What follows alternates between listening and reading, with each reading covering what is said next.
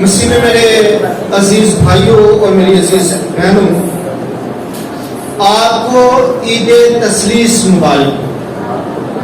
آج ہم عید تثلیث منا رہے ہیں، یعنی کہ باپ اور بیٹے اور روح القدس کی عید، جس میں ہم اس بات کا اقرار کرتے ہیں کہ خدا باپ اور بیٹا اور روح القدس تینوں ایک یہوہ پاک خدا کو ظاہر کرتے ہیں، اور اس سے ہم یہ نہیں کہتے ہیں کہ خدا تین ہے۔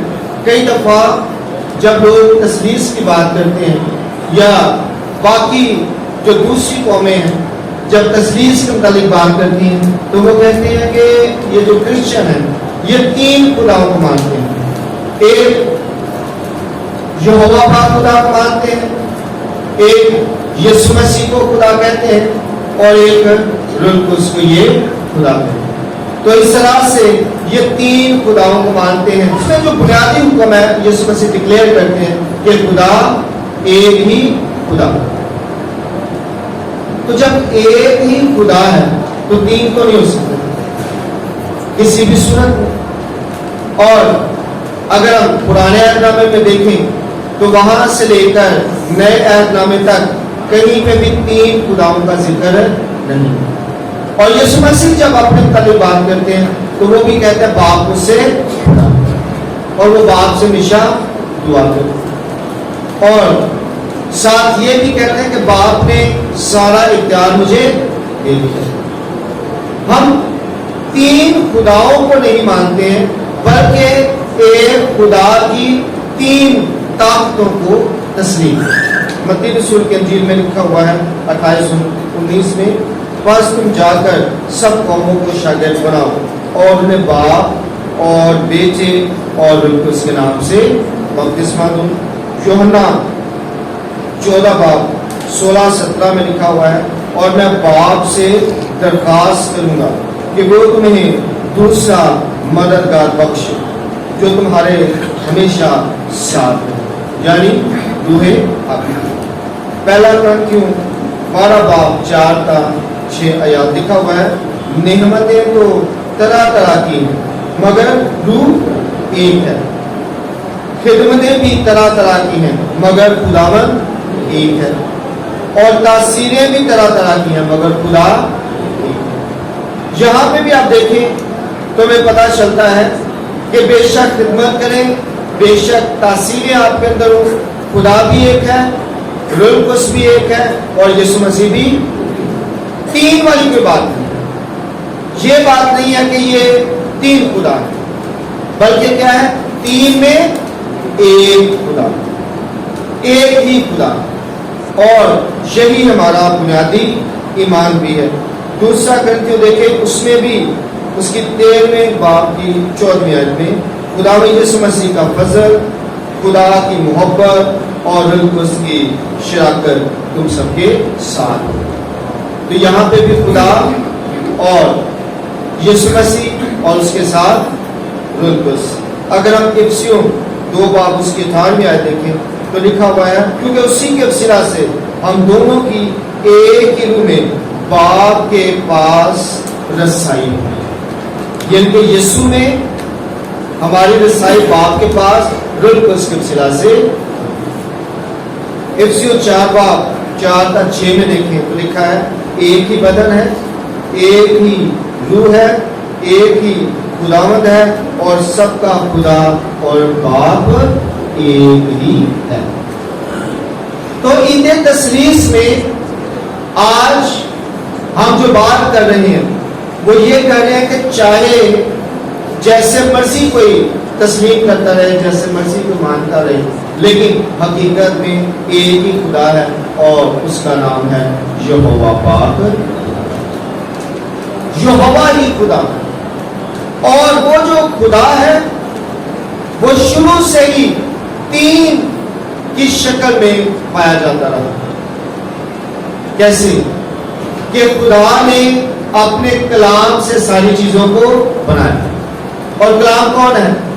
یسوع مسیح، اور کلمہ متجسد ہوا اور ہمارے اور روح خدا پانیوں پر اب یہ تیسرا روح خدا پانیوں پر جنبش کرتی تھی. یہوہ خدا پانیوں پر جنبش نہیں کرتا تھا بلکہ روح خدا پانیوں پر جنبش. یہوہ پاک خدا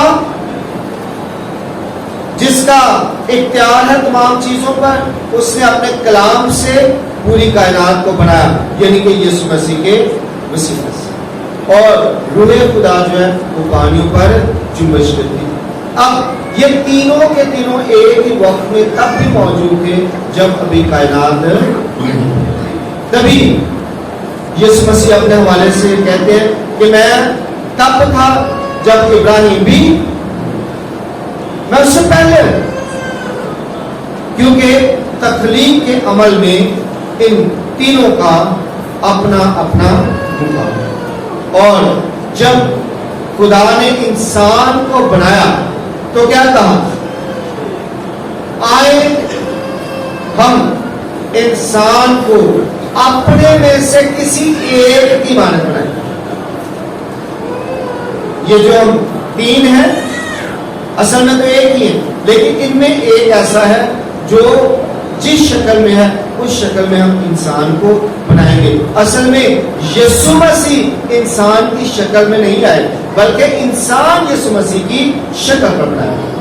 یہ بہت زیادہ ضروری ہے. اور جس شکل پر انسان کو بنایا گیا اسی شکل پہ یسوع مسیح پھر آئے. تو ہم نے سوچا کہ یہ شاید انسانی شکل میں, حالانکہ پہلے ہی سے انسان کو یسوع مسیح کی شبیہ پر بنایا گیا تھا, کیونکہ لکھا ہے خدا کے کلام میں, آئے ہم انسان کو اپنے میں سے کسی ایک کی مانند, اور یوں انسان کو یسوع مسیح کی شبیہ پر بنایا گیا. اور جب یسوع مسیح آئے تو ہم نے انہیں نہیں پہچانا, حالانکہ وہ تھے جن کی شکل پہ ہم بنے تھے, یعنی کہ ان میں سے ہم نکلے تھے, لیکن ہم نے انہیں نہیں پہچانا. یہ جو تثلیث کا معاملہ, اس کو ہم کئی دفعہ اس طرح سے سمجھتے نہیں. اصل میں یہوہ پاک خدا جو ہے وہی خدا ہے, اور انہوں نے آگے اختیار دیا, اور اپنا اختیار پورا منتقل کرنے سے وہ جو باقی اقنوم ہیں وہ بھی کیا ہو جاتے ہیں, خدا کے برابر ہو جاتے ہیں. لیکن ہم دیکھتے ہیں کہ یسوع مسیح نے خدا کی ذات میں ہو کر بھی اپنے آپ کو خدا کے برابر جاننا غنیمت نہ سمجھا. انہوں نے اپنے آپ کو خدا کے برابر نہیں بنایا, حالانکہ وہ خدا میں سے نکلے, اختیار پورا ہے لیکن برابر نہیں بنایا. ابلیس کے پاس بھی اختیار پورا تھا, لیکن اس نے کیا کیا, اپنے آپ کو خدا کے برابر بنایا. اس نے کہا میں بھی خدا ہوں, اور اسی وجہ سے پولس رسول کہتے ہیں اور بھی خدا اور خداوند ہے. یہی سچا اور حقیقی خدا ہے جس کا نام یہوہ ہے. لیکن اس کا مطلب یہ نہیں ہے کہ اور خداوند ہی نہیں ہے, اور بہت سے خداوند ہیں. آپ دیکھ لیں, یہ والا خداوند, یہ والا خداوند, یہ والا خداوند. خداوند کا مطلب کہ جسے ہم ایز اے خدا مانیں, چاہے کوئی دیوتا کہہ رہے ہو یا چاہے اسے کوئی دیوی کہہ رہے ہو, لیکن مطلب کیا ہے کہ یہ کیا ہے, خداوند. تو خدا کا کلام کہتا ہے کہ اور بھی ہیں جنہیں لوگ خداوند مانتے ہیں, جنہیں لوگ خدا تسلیم کرتے ہیں, لیکن حقیقت میں ایک ہی خدا ہے, اور وہ ہے یہوہ پاک خدا. اس نے آگے اختیار دیا. یسوع مسیح اس بات کو واضح بھی کرتے ہیں, وہ کہتے ہیں کہ آسمان اور زمین کا کل اختیار مجھے دیا گیا. یسوع مسیح کبھی یہ نہیں کہتے ہیں کہ آسمان اور زمین کو کا پورا اختیار میرے پاس ہے, بلکہ کہتے ہیں کہ مجھے دیا گیا تاکہ باپ بڑا ہی رہے, اس کا درجہ اپنی جگہ پہ رہے. اور یسوع مسیح اپنے درجے کو باپ کے درجے کے برابر نہیں بناتے, بلکہ کہتے ہیں کہ مجھے اختیار دیا گیا ہے تاکہ کوئی یہ نہ سمجھے کہ میں یہوہ پاک خدا ہوں, بلکہ یہی سمجھا جائے کہ میں اس کا بھیجا ہوں. اس کے بعد ہم اگر روح القدس کی بات کرتے ہیں تو وہاں پہ بھی یسوع مسیح ہمیں یہ سکھا رہے ہیں کہ میں باپ سے درخواست کروں. وہ یہ نہیں کہتے ہیں کہ میں تمہیں روح القدس دوں گا، بلکہ کیا کہتے ہیں کہ میں باپ سے درخواست کروں گا تاکہ وہ تمہیں دوسرا مددگار بھیجے. باپ سے درخواست کروں گا. باپ کا درجہ وہیں پہ رہتا ہے، اور یسوع مسیح نے کبھی بھی ہمیں باپ کے درجے سے، جن کے درجے کو نیچے لانے کو طلب نہیں کہا. نہ یہ کہا ہے کہ میں باپ کے برابر ہوں. وہ یہ ضرور کہتے ہیں میں اور باپ ایک ہیں، لیکن یہ نہیں کہتے ہیں کہ میں باپ کے برابر ہوں یا اس سے برابر. کے کیا کہتے ہیں؟ باپ مجھ سے بڑا. یہ بات اس لیے یسوع مسیح کہتے ہیں تاکہ سب کے سب لوگ جو ہیں وہ باپ کی عزت کریں، خدا کی عزت کریں، یہوہ پاک خدا کی عزت کریں، کیونکہ یہوہ پاک خدا کو کسی نے بھی نہیں دیکھا. اگر کسی نے دیکھا ہے تو وہ صرف یسوع مسیح ہے. وہ صرف پاک روح ہے جس نے یہوہ پاک خدا کو دیکھا ہے. ہم یہوہ پاک خدا کو یسوع مسیح کی صورت میں دیکھتے ہیں. ہم یہوہ پاک خدا کو روح القدس کی صورت میں اپنے ساتھ ہیں. آج کئی لوگ جو ہیں وہ اس بات کو بھی نہیں سمجھتے ہیں. میں کل بھی یہ بات کر رہا تھا کہ ہم لوگ کیا کرتے ہیں، ہم کہتے ہیں کہ اے روح پاک آ. کہاں سے؟ شروع سے لے کر، پیدائش سے لے کر مکاشفہ تک ہم دیکھتے ہیں کہ خدا ہمارے دلوں میں رہتا ہے. خدا کہاں پہ رہتا ہے؟ اور جب ہم روح القدس کے حوالے سے دیکھتے ہیں تو وہاں پہ بھی روح خدا تمہیں بسا ہوا ہے. تو جو میرے اندر بسا ہوا ہے اسے میں باہر سے کیسے بلاؤں؟ میں کیسے کہہ سکتا ہوں اے روح پاک آ؟ کہاں سے؟ ٹچ. ابھی روح چھوئے گا. کہاں سے چھوئے گا؟ روح تو میرے اندر ہے، تو باہر سے کہاں سے آگے چھوئے گا؟ روح میرے اندر ہے، روح کہیں سے نہیں آتا. سیدھی سی بات ہے، جو ہی آپ یسوع مسیح کو قبول کر لیتے ہیں اس کے بعد آپ کے اندر پاک روح آ جاتا ہے اور ہمیشہ آپ کے ساتھ ہے. کیونکہ یسوع مسیح نے کہا تھا کہ ہمیشہ میں آپ کے ساتھ ہوں. پھر اس کے بعد جدائی نہیں ہوتی. یہ نہیں ہوتا کہ ابھی پاک روح آیا پھر چلا گیا، پھر آیا پھر چلا گیا، مزاج بنا دیا پاک روح. ایسا کچھ بھی نہیں، بلکہ پاک روح خدا کی وہ طاقت ہے جو ہمارے اندر بسی ہوئی ہے. وہ اندر ہی رہتا ہے، آلویز اندر رہتا ہے، ہر وقت اندر رہتا ہے، کبھی بھی ہم سے جدا نہیں ہوتا. کیونکہ جب ہم باغ عدن میں تھے تو اس وقت خدا کا پاک روح ہمارے اندر تھا اور وہ ہم سے جدا ہوا تو ہم کیا ہو گئے؟ ہمارے یہی بات ہے نا، خدا نے کہا کہ اگر آپ اس درخت کے پھل کو کھاؤ گے تو آپ مر گئے. مطلب کیا ہوا کہ روح القدس آپ سے جدا ہو جائے. پھر یسوع مسیح نے قربانی دی اور روح القدس دوبارہ سے ہمارے ساتھ مل گیا، یہ کہ ہمارے اندر آ گیا. اب جب ہمارے اندر آ گیا تو اس کے بعد وہ کبھی بھی جدا نہیں ہوتا. وہ جدا کب ہوتا؟ جب ہم روح القدس کے خلاف گناہ کرتے ہیں تو ڈیفینیٹلی پھر ہم مردہ ہو جاتے ہیں. اور تبھی یسوع مسیح کہتے ہیں کہ یہ والا گناہ کبھی بھی معاف نہیں ہوگا کیونکہ آپ مردہ ہو گئے. اور یسوع مسیح کہتے ہیں جو مجھ پر ایمان لاتا ہے وہ کبھی بھی وہ زندہ ہے تو کبھی مرے گا نہیں. ایسے ہی ہے. تو جب مرے گا نہیں مطلب کیا ہوا کہ روح القدس اس سے کبھی جدا نہیں. اس کا جو مطلب ہے کہ وہ مرے گا نہیں، یہ ہے کہ روح القدس کبھی بھی اس سے جدا نہیں، کسی بھی صورت میں نہیں ہوگا. لیکن آج ہم دیکھتے ہیں کہ بہت سے لوگ جو ہیں وہ یہ سمجھتے ہیں کہ روح القدس ہم سے جدا ہو جاتا ہے. تو پھر یسوع مسیح کی بات ہم جھٹلا دیتے ہیں جس میں یسوع مسیح کہتے ہیں کہ کسی بھی صورت میں وہ بندہ مار نہیں سکتا جو مجھ پر کیا کرتا ہے ایمان لاتا ہے. یعنی کہ وہ تو زندہ ہی رہے گا، کہ ہمیشہ میرا پاک روح اس کے ساتھ ہی رہے گا، چاہے وہ زمین پر ہو وہ چاہے آسمان پر ہو اس کے ساتھ ہی میرا پاک روح رہے گا. یعنی کہ اب پاک روح کی جدائی نہیں ہو سکتی ہے. یہ یسوع مسیح نے ڈکلیئر کر دیا. یہ بات ہمیں سمجھنے کی ضرورت ہے. ہمیں صرف اس بات کو دیکھنا ہے کہ اگر خدا کا پاک روح ہے تو پھر وہ کام کیوں نہیں کرتا. کئی دفعہ ہمارے آپ سب کے پاس دماغ ہے نا, کئی دفعہ کام ہی نہیں کرتا. کیوں؟ آپ اس سے کام نہیں لیتے. ہم کہتے ہیں نا اپنے دماغ کو کام لے آ کرو یار کام کرے. یعنی کہ دماغ کام تب کرتا ہے جب ہم اس سے کیا لیتے ہیں, کام لیتے ہیں. تو پاک روح بھی کام تب کرتا ہے جب ہم اس سے کام لیتے ہیں. تو کیسے کام لیں گے؟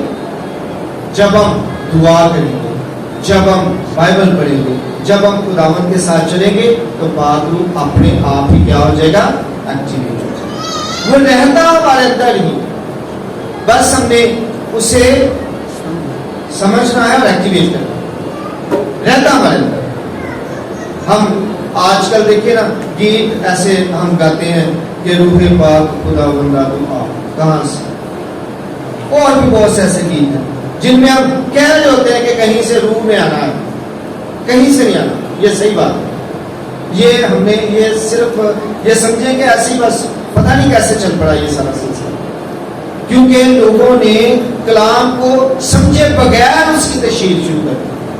کلام کو سمجھا نہیں, اسے جانا نہیں, بلکہ کام کرنا شروع کر دیا صرف اس لیے تاکہ پتہ چلے جی ہم بڑے روحانی ہیں اور ہم جی ایسے کرتے ہیں تو پھر وہ روح جو ہے نا ٹچ کرتا ہے. ایسا کچھ بھی نہیں, کوئی چیز بھی ٹچ نہیں کرتی ہے.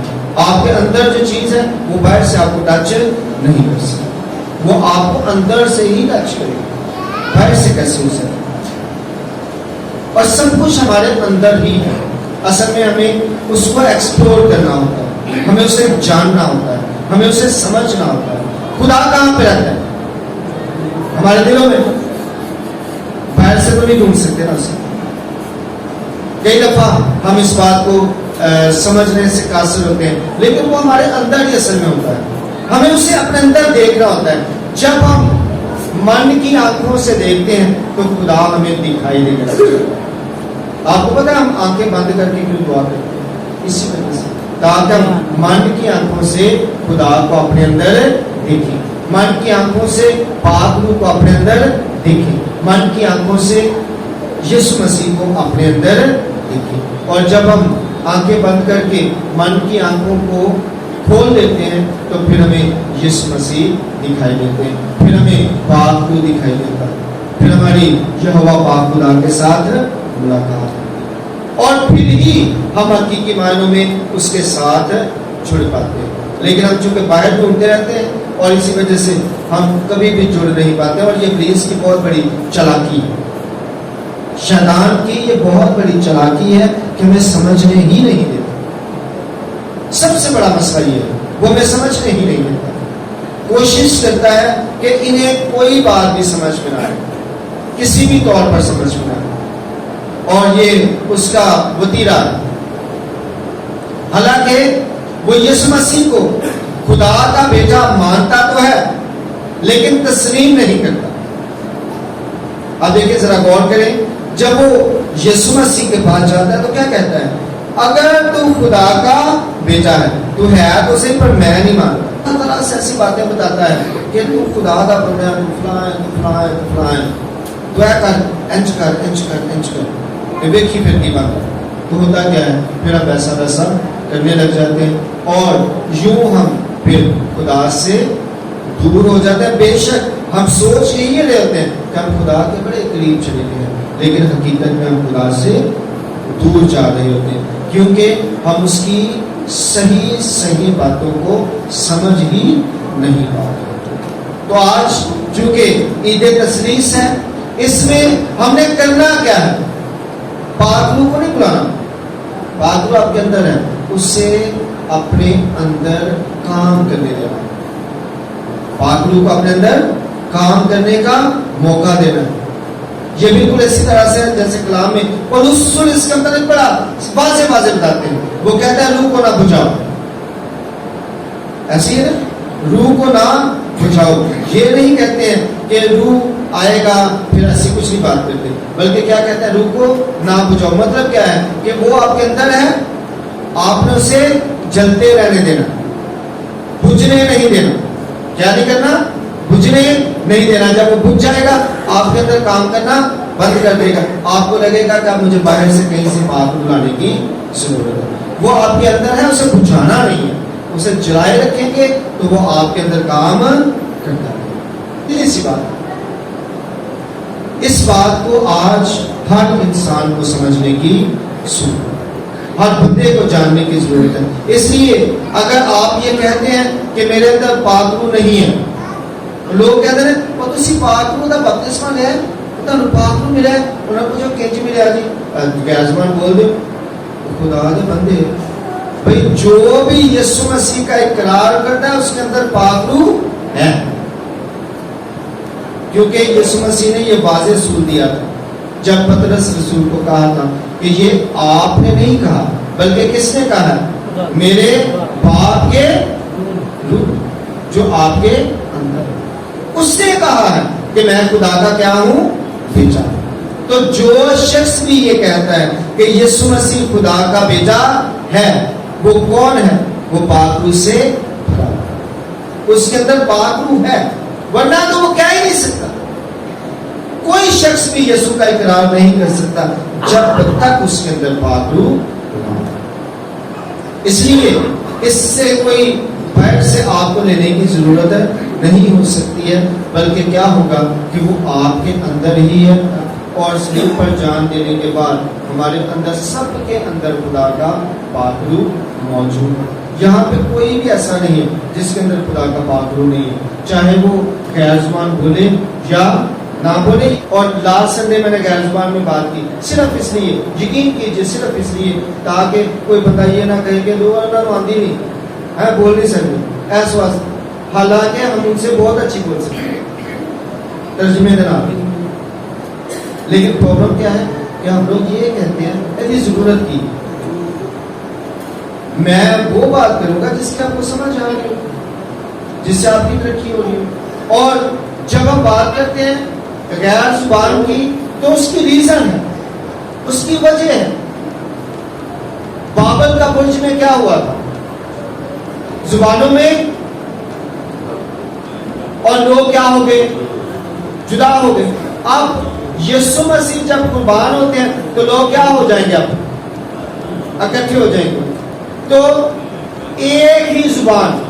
غیر زبان کا مطلب یہ ہوا کہ سب اپنی اپنی بولی ہی سن رہے ہیں، سب یہ سوچ رہے تھے کہ یہ تو میری ہی بولی بولتے ہیں۔ اب یہاں پہ بھی ایک کنفیوژن ہے، وہ بلا کیا ہے کہ لوگ کہتے ہیں دیکھیں جی وہاں پہ ایسے لوگ بھی تھے جو یہ کہہ رہے تھے جنہیں کوئی سمجھ نہیں آ رہی تھی زبان کی، اور وہ کہہ رہے تھے کہ یہ تو نشے میں ہے نا، حالانکہ وہاں پر سمجھ آ رہی تھی، کیونکہ کلام کبھی بھی غلط بیانی نہیں کرتا۔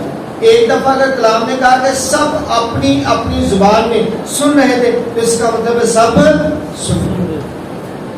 یہ جو فکرہ بولا گیا ہے کہ یہ نشے میں ہے، وہ کیوں بولا گیا؟ وہ لوگوں نے کیوں کہا؟ اس لیے وہ والے یہودی جنہوں نے یسوع مسیح کو قربان کیا اور جنہوں نے یہ سٹوری بنائی کہ اس کے شاگرد اسے چرا کر لے گئے ہیں، اب وہ یہ کہہ رہے ہیں کہ یہ جو پطرس ہے یہ کہہ رہا ہے کہ یسوع مسیح کیا ہوئے ہیں؟ زندہ ہوئے ہیں۔ یہ کہہ رہا ہے کہ انہوں نے موت پہ فتح پائی ہے۔ ہمیں بڑے اچھے طریقے سے پتا ہے کہ یہی لوگ چرا کے لے گئے تھے، یہ اب جھوٹ بول رہے ہیں، یہ نشے میں ہے، اور نشے میں آ کر یہ بہتی بہتی باتیں کریں۔ اصل میں معاملہ یہ تھا، وہاں پہ یہ نہیں تھا کہ سمجھ نہیں آ رہی۔ بہت سی جگہوں پہ ہم بہت سی چیزوں کو پراپر طریقے سے سمجھنے سے قاصر ہوتے ہیں، اور پھر ہم اس سے کچھ اور بنا لیتے ہیں، کوئی اور بات اپنے ذہن میں لے آتے ہیں کہ شاید اس کا یہ مطلب ہے، حالانکہ اس کا وہ مطلب نہیں ہوتا۔ اس کا وہی مطلب ہوتا ہے جو حقیقت میں خدا کے کلام ہے، کیونکہ خدا ایک دفعہ بات کرتا ہے تو پھر وہی بات آگے جاری رکھتا ہے، پھر اس میں کوئی بھی تبدیلی نہیں ہوتی۔ آج مجھے اور آپ کو خدا کے کلام کو سمجھنے کی ضرورت ہے، پاک روح کو پورے طور پر اپنے اندر کام کرنے देने की जरूरत है कि वो हमारे अंदर काम करता रहे, पूरे तौर पर काम करता रहे। और वो तभी काम करेगा जब हम उसे काम करने देंगे। और कब?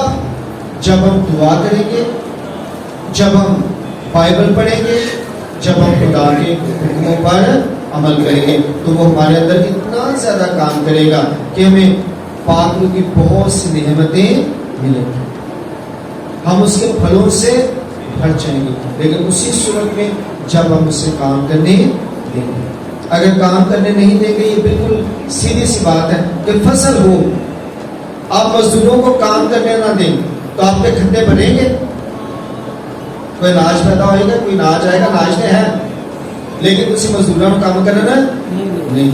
ऐसे ही पाक रूह है, उसे काम करने दें।